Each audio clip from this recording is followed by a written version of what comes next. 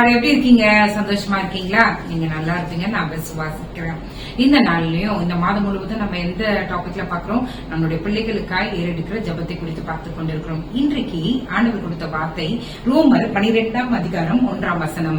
அப்படி இருக்க சகோதரரே, நீங்கள் உங்கள் சரீரங்களை பரிசுத்தமும் தேவனுக்கு பிரியமுமான ஜீவ பலியாக ஒப்புக் கொடுக்க வேண்டும் என்று தேவனுடைய இரக்கங்களை முன்னிட்டு உங்களை வேண்டிக் கொள்கிறேன். இதுவே நீங்கள் செய்யத்தக்க புத்தியுள்ள ஆராதனை. இங்க என்ன சொல்லி இருக்கிறது? சரீரங்களை பரிசுத்தமும் தேவனுக்கு பிரியமான ஜீவ பலியாக ஒப்பு கொடுக்கணுமா? நம்மளுடைய சரீரங்கள் பரிசுத்தமானதாய் இருக்கணும். நமக்கு கொடுத்திருக்கிற உறுப்புகள் பரிசுத்தம் உள்ளதா இருக்கணும். இங்க வசனம் அதுதான் சொல்லிக்கிறது. நம்மையே நம்ம என்ன பண்ணணுமா? கர்த்தருக்கு ஜீவ பலியாக ஒப்பு கொடுக்க வேண்டும். இதுதான் புத்தியுள்ள ஆராதனை என்று வசனம் சொல்லுகிறது. இப்போ நம்ம ஆண்டவர்கிட்ட என்ன ஜெபிக்க போறோம்னா, ஆண்டவரே, எங்க சரீரங்களை மட்டுமல்ல எங்க பிள்ளைகளுடைய சரீரங்களையும் நாங்க ஜீவ பலியாக ஒப்பு கொடுத்துறோம் உங்க பலிபீடத்துல. ஆண்டவரே, நீங்க பொறுப்பெடுத்து நடத்துங்க. ஆண்டவரே, எங்களால செய்யத்தக்க ஆராதனை இதுதான். நம்ம நிறைய பேர் பண்ற தப்பு என்னன்னா, பிள்ளைங்களை நம்ம கிரிப்ல வச்சிருக்கோம், அவங்களை இப்படி வைக்கணும் அப்படி வைக்கணும், அவங்களை எவ்வளோ நீங்க டியூன் பண்ணணும் நீங்க நினைச்சாலும் அவங்க நினைக்கிறபடிதான் அவங்க செஞ்சுட்டு போயிட்டே இருப்பாங்க.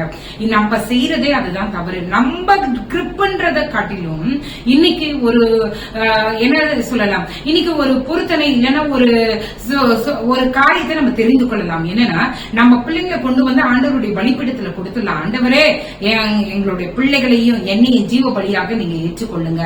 உமக்கு எது சித்தமோ அது எங்க பிள்ளைகள் வாழ்க்கையில நடக்கட்டும்.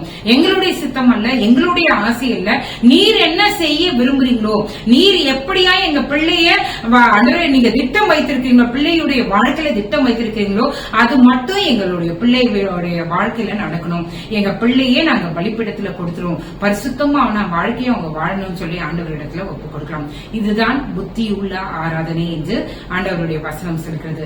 ஆண்டவருக்கு ஒரு புத்தியுள்ள ஆராதனையை செலுத்துகிறவர்கள் நாமும் நம்மளுடைய பிள்ளைகளையும் நம்ம மாற்றுவோமாக. ஜெபம் பண்ணலாமா? நேசிக்கிற நல்லா பரமபிதாவே, வசனம் சொல்லுகிறது. ஆண்டவரே, அப்பா, ஆண்டவரே, எங்களுடைய பிள்ளைகளை நாங்க ஜீவ பலியாக ஒப்பு கொடுத்துட்டோம்னா ஆண்டவரே நீங்க அவங்கள பாத்துப்பீங்க. ஆண்டவரே, இந்த ஆராதனையை நீங்க எதிர்பார்க்கறீங்க என்று வசனம் சொல்லுகிறது. ஆண்டவரே, எங்க பிள்ளைங்க அவங்களுடைய சரீரத்தை பரிசுத்தமாய் போய் காத்துக் கொள்ளணுமே. அவங்களாலையும் முடியாது, எங்களாலையும் அவங்களை மாற்ற முடியாது. ஆண்டவரே, எங்களுக்கு கொஞ்சம் தெரியும். ஆண்டவரே, எங்களை உங்க கையில ஒப்பு கொடுத்துட்டோம்னா நீங்க எங்களை ஆண்டவரை பார்த்துக் கொள்வீர். ஆண்டவரே, எங்க பிள்ளைகளை உங்க பலிபீடத்துல கொடுத்துறோம். எங்களுடைய ஆவி ஆத்ம சரீரத்தையும் பலிபீடத்துல கொடுத்துறோம்.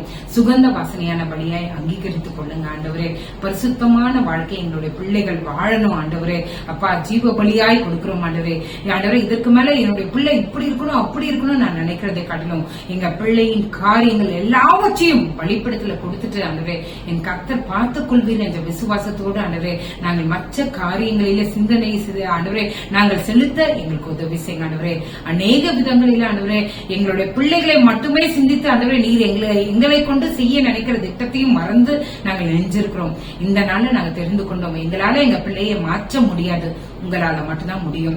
சோ எங்களுடைய பிள்ளைகள் எல்லாவற்றும் உங்க பலிபீடத்துல கொடுத்துரும்.